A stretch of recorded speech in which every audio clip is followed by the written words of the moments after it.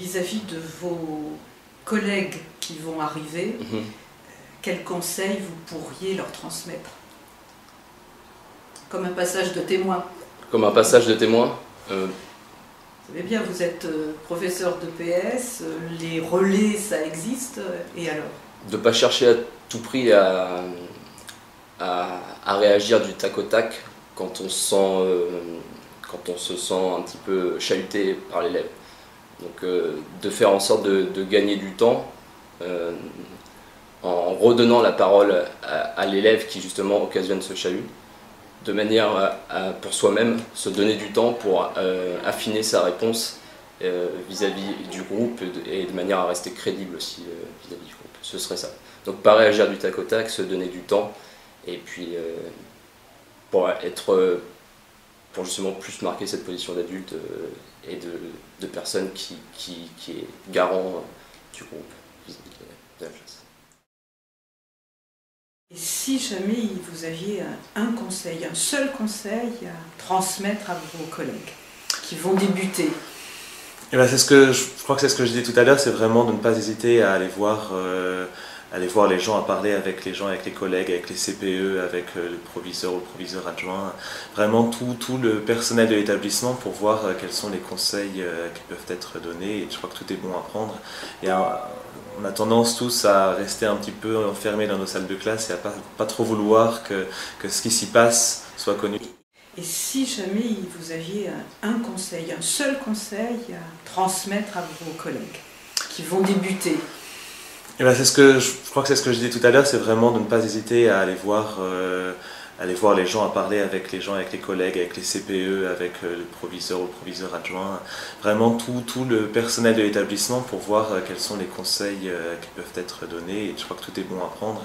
Et on a tendance tous à rester un petit peu enfermés dans nos salles de classe et à pas trop vouloir que ce qui s'y passe soit connu de la part de nos collègues, mais nous avons les mêmes élèves, les mêmes difficultés. Je crois qu'il ne faut vraiment pas hésiter à partager tout ça avec nos collègues. Alors moi je pense que c'est la façon dont je pratique, c'est que j'écris tout, j'écris beaucoup et je fais écrire les élèves. Je pense qu'il faut réussir à verbaliser soi-même son action, parce que le risque du CPE c'est d'être dans l'urgence du quotidien sans arrêt et puis à la fin de la journée plus savoir ce qu'on a fait et de ne pas réussir à se donner d'objectifs, de projets.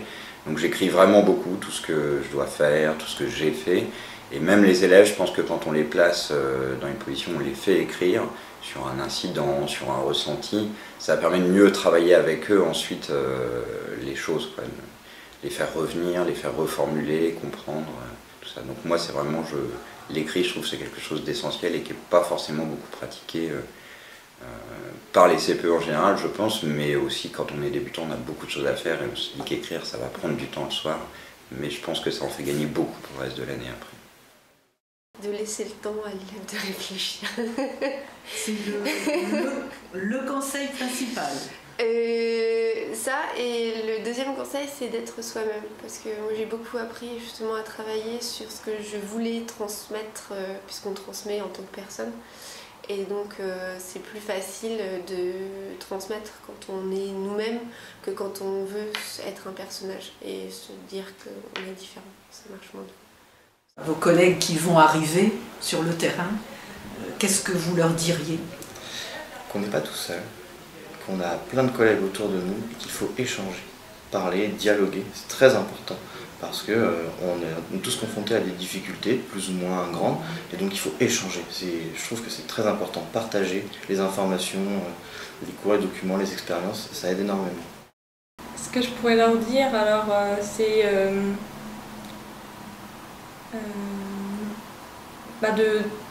au maximum de ne pas trop crier, c'est-à-dire que d'être plutôt calme et d'élever la voix que quand c'est nécessaire, pas tout le temps, parce que les élèves, si on s'énerve tout le temps, ils ne comprennent pas que le moment où c'est vraiment crucial. Donc ce serait de rester calme et d'essayer de mettre d'être le plus juste possible avec les élèves, d'essayer de trouver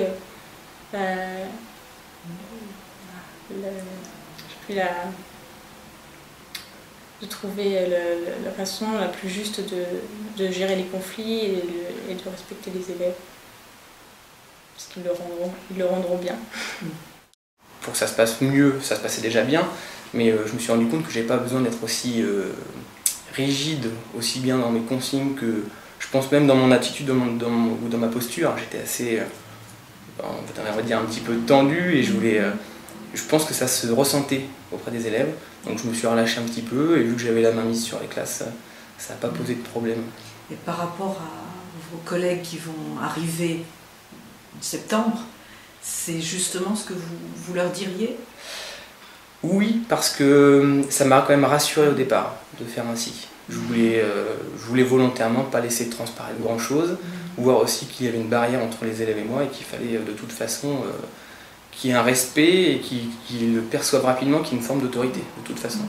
Et c'est après, une fois que le climat de confiance est instauré, que j'ai pu relâcher. Donc oui, je leur conseillerais, en tout cas moi ça m'a rassuré et ça m'a permis par la suite d'être plus serein, on va dire. D'accord, donc c'est le seul conseil que vous leur donneriez? Non, il y en a d'autres. Du coup, c'est vrai que j'ai évoqué plusieurs fois les petits soucis de timing. En fait, je pense qu'il ne faut pas se précipiter, que ce soit pour la gestion des conflits ou même la gestion du temps en général, parce que quand les élèves quand on veut aller trop vite, faire trop de choses à la fois, c'est vrai qu'en tant que débutant, c'est ce qu'on veut souvent faire, on se précipite un petit peu, il y a des moments à gérer et je pense qu'il faut bien faire attention à la gestion du temps parce que c'est dans les moments où les élèves sont en inactivité ou qu'il y a un petit flou dans le temps entre deux situations, entre deux exercices, qu'il peut y avoir des débordements et qu'on peut avoir des soucis pour tenir sa classe. En tout cas, c'est ce que j'ai perçu. Et c'est vrai que bien prendre le temps de tout poser, de bien se caler, pour moi c'est important. Et il ne faut pas se précipiter à mon avis. Si vous aviez à vos collègues qui vont arriver l'année prochaine à transmettre un conseil, on pourrait dire, quel serait-il? Bien prendre le temps de parler avec les élèves, de leur expliquer les règles et pourquoi est-ce qu'il y a cette règle ou ces règles dans cette classe-ci. Et ils comprennent bien en général et c'est vrai que ça installe un respect et une communication très positive avec les élèves. Je donnerais plutôt un conseil vis-à-vis des élèves. Je pense qu'il faut être exigeant. Exigeant déjà avec soi-même, parce qu'on ne peut pas être exigeant avec eux si on n'est pas avec soi-même. Préparer ses cours de manière très structurée pour être à l'aise aussi devant eux, puisqu'on sait ce qu'on va essayer de leur dire déjà.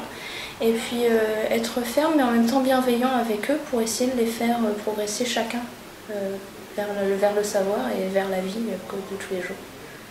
Voilà ce que je pourrais dire. J'ai un problème avec l'idée de conseil parce que je pense que je suis encore trop jeune dans le métier pour pouvoir me permettre de donner un conseil réellement. Je ne sais pas si j'ai vraiment envie de donner des conseils parce que... Alors une transmission de quelque chose qui vous paraît important.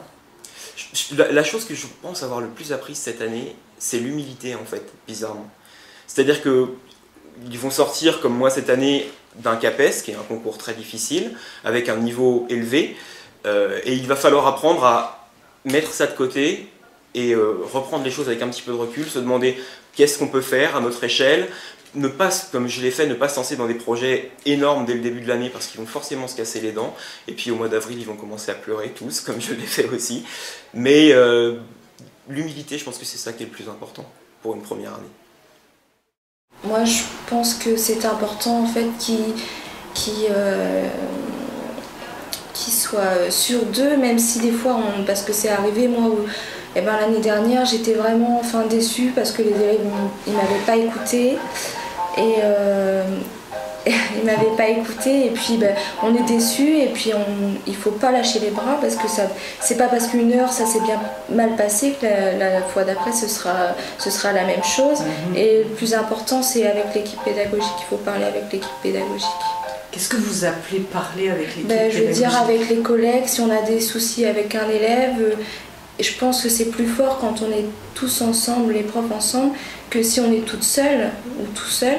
Et généralement, l'échange entre les professeurs, les élèves, ils le savent et ils le voient dans la classe.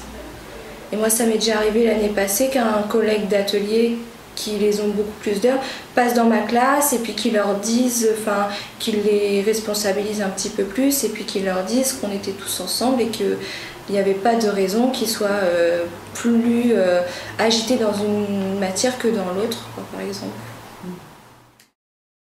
Vis-à-vis de vos jeunes collègues qui vont débuter l'année prochaine, vous avez envie de leur dire quelque chose peut-être? Quoi?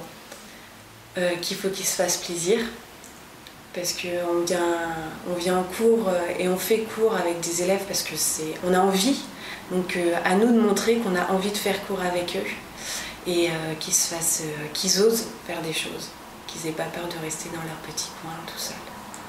Voilà. Moi, ce que j'ai envie de dire, c'est qu'il faut parler. Parce que bon, l'année dernière, j'ai eu des difficultés, oui, vraiment.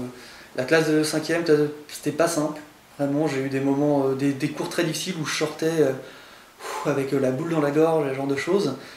Et voilà, bon, ce qui m'a sauvé, moi, c'est d'en parler. J'en ai parlé beaucoup. Au collège, j'avais le principal adjoint avec qui je m'entendais très bien, avec qui j'ai pu beaucoup parler, avec qui j'ai fait beaucoup de gestion de classe. J'ai parlé aux collègues, j'ai parlé à l'UFM. Et voilà, enfin, faut pas rester seul dans son coin, c'est ça vraiment que j'aurais envie de dire. Voilà, faut parler un maximum. Et voilà, on a nos difficultés, on a des choses, mais enfin, on a nos problèmes on va tous les rencontrer à un moment ou à un autre. Et si on reste avec sans en parler, c'est là que ça devient grave. Vous avez évoqué plusieurs types de personnes, assistantes sociales, enseignants, donc il y a l'équipe et la vie de l'établissement. En tant que CPE, vous avez des actions à mettre en place. Comment vous arrivez à favoriser la vie de l'établissement? Alors en fait, moi je suis très attaché, bon, comme beaucoup de CPE, aux instances représentatives. Donc ça va passer par les délégués de classe et aussi les délégués du CVL en lycée. Donc cette année par exemple, j'ai vraiment fait une formation pour les délégués de classe et CVL qui soit assez complète, donc qui s'est déroulée en 3 temps sur l'année. Et puis en modulant en fonction de chaque mandat, je dirais, délégué de classe simple, délégué au conseil d'administration, etc. Et ensuite j'ai essayé de faire vivre au maximum, là pour le coup, le CVL, qui était quasiment inexistant, donc en favorisant les réunions et les projets d'élèves pour lesquels les adultes, selon moi, doivent plutôt venir en aide, plutôt c'est pas à nous de donner les projets. Je pense qu'il faut vraiment travailler dans ce sens-là.